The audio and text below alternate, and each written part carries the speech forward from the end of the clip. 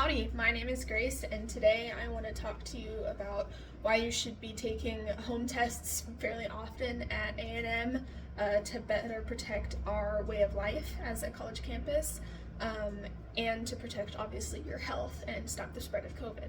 So, as a college campus, you may know we are one of the friendliest in the country, and if we all work together and take self-testing very seriously, we can become one of the healthiest in the country. But it all kind of depends on each individual person. We all have to take up the responsibility of getting self-tests done regularly, and especially when you start to feel a bit sick or think you may have been exposed to someone with COVID. So today I implore you to participate in regular self-testing by discussing why it's necessary, what courses of action you can begin to take, and how it will affect our classes and our daily life at A&M. So the main point of today is self-test regularly, with or without reason, but especially if you have reason, because if you have been exposed to COVID, there's a 40% chance, according to an asymptomatic study done by researchers in Beijing, that you will be an asymptomatic carrier, which does still mean that you're contagious and you could spread it and you may never even know you had COVID. So that is why self-testing, even without reason, is very important, because it could come out of nowhere and you may have had no idea until you sat down on the wrong couch at the flag room or brushed up against somebody walking down the hallway in Zachary.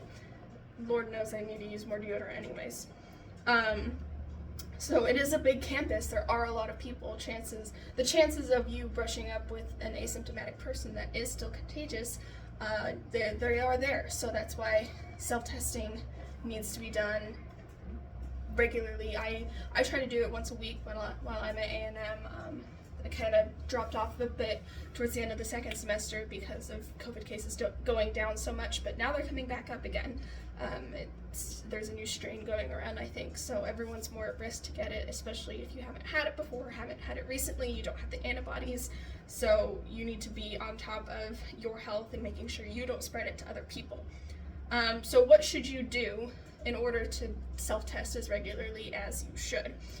Well, there are 3 free testing sites on campus that offer free testing kits, and they usually have the results back within a day or so. I've done it a few times, and they're really quite quick, especially if not a lot of people are getting tested and they're not overloaded. They were really busy during the fall because that was when A&M itself was really cracking down on getting students tested, and in the spring they were a bit quicker because not as many students were either getting sick or were as concerned about having COVID. So there are also portable, quick, and easy testing kits at the store. I've used them a bunch in the dorm. They're super easy. They take 15 minutes, and they're usually really accurate. When I had COVID about a month ago, I did the government test that they send to each person, and I did that, I think, starting day 5, and that was when I started losing the line. So it's good to keep up testing while you have COVID, because usually it'll take about 10 days before you start testing negative, but you're not that contagious by around day 7 or 8. So as long as you keep an eye on that line and how faint it is, again, regular self-testing.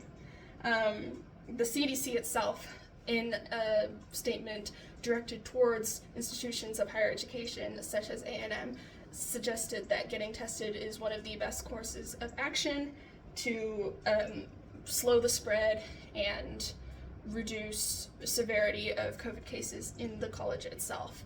Because if you do get tested ahead of time and you had no idea you were being exposed, you could catch it on day 1 and isolate right away, and then you've just stopped yourself from exposing more people. And if everyone does that, then we should nip cases in the bud pretty quickly and get them lowered really, really well. There's also a study, not a study, but an official statement from the National Institute of Health that says self-testing saves lives, because if you don't have the risk of going around and spreading it, you are going to end up saving lives. So I think that the main reason we should all be getting tested, joking of course, is we want football to come back. I'm excited for football. This last year was awesome. I don't want it to go away again, especially with cases rising. I'm a little bit nervous, but we love our football at A&M, so if everyone gets tested and we slow the spread of COVID and we hope to eradicate it entirely from the campus, we have no risk of football going away ever again, and that is something that I'm looking forward to very, very much. So keep self-testing in mind.